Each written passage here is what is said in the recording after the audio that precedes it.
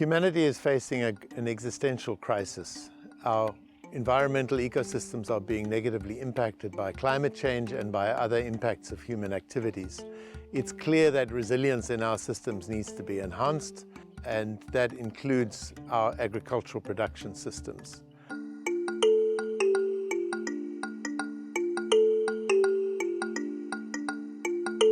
When we came in the farm in 2016, the farm had been farmed conventionally and quite hard with pesticides, fertilizers, weed killers.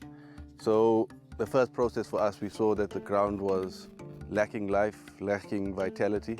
So it was to start adding that home, that organic humus, that organic biomass into the soil that the microbes and fungi can start living and dwelling within.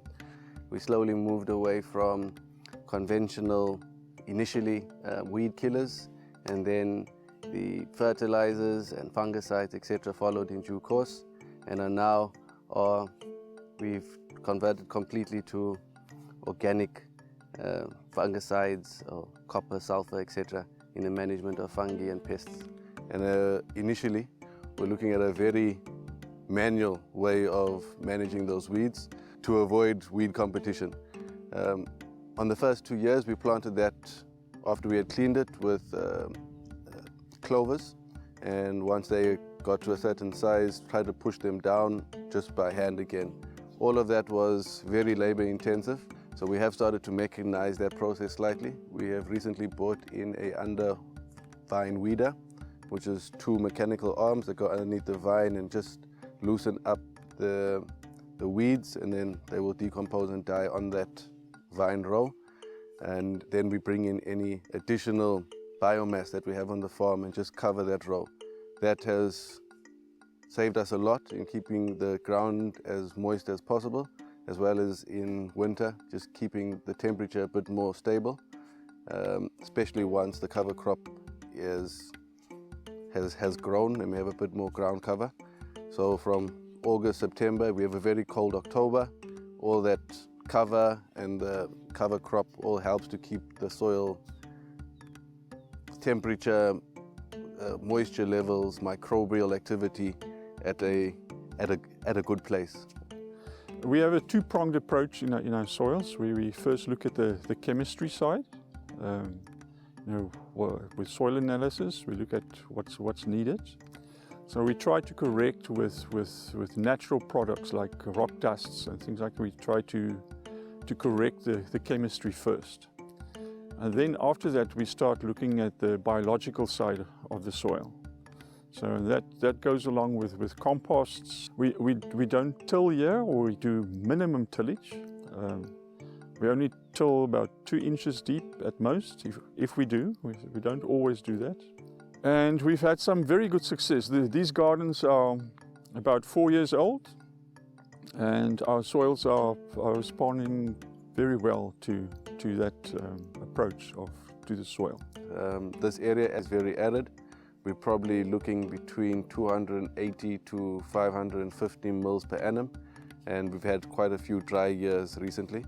As a trainee of permaculture, it's one of the first things that was bashed into us is to stop, sink, slow down that water, or stop, slow and sink that water as quickly as possible and spread it. We've decided to change how the rest of the farm was planted with figs, or the 3 hectares that we currently had planted, which was on a north to south direction, but was on a very steep slope. So there was quite a lot of runoff down to our bottom areas. It caused a bit of waterlogging at the bottom and a bit of water stress at the top. So we changed our orientation of the lines on this block. Every 2.5 meters, the trees are interlaced, if you want to call it, between the rows, so we can still ensure enough sun from a north to south direction, but we have planted the rows across the contour. So as the water runs down the slope, we have nets and pans that collect the water around the tree. Any extra runoff would then flow slowly down that line, and then if there is any overflow, would be directed into swales. Those swales and allows a place for that water to get stopped, slowed down and sunk into the ground and slowly permeate below ground to feed those lower roots.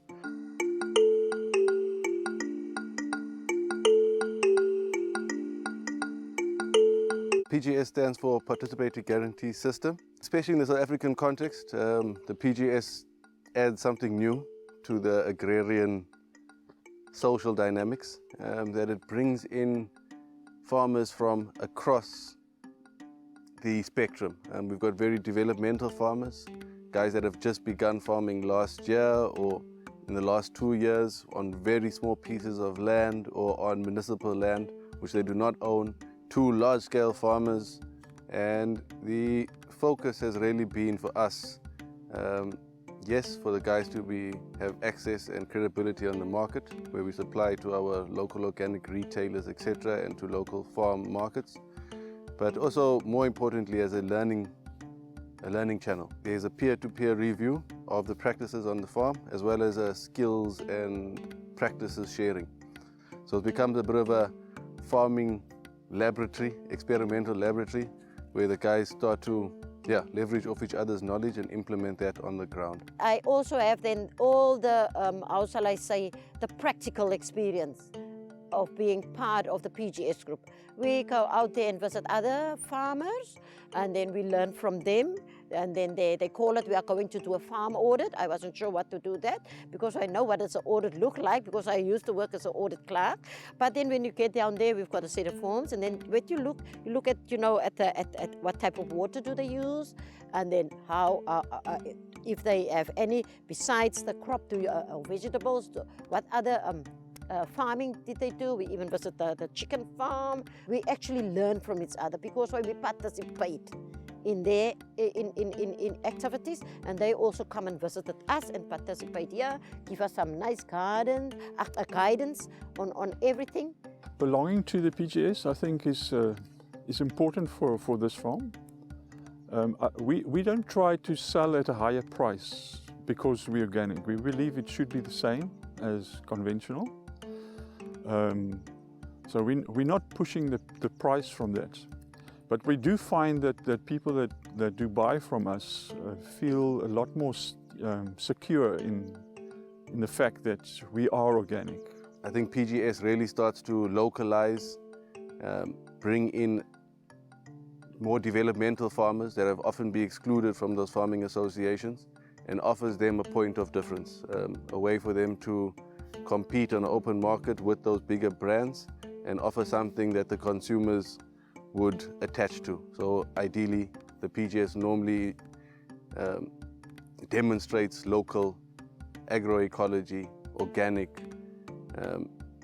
non-carbon heavy logistics, etc., etc.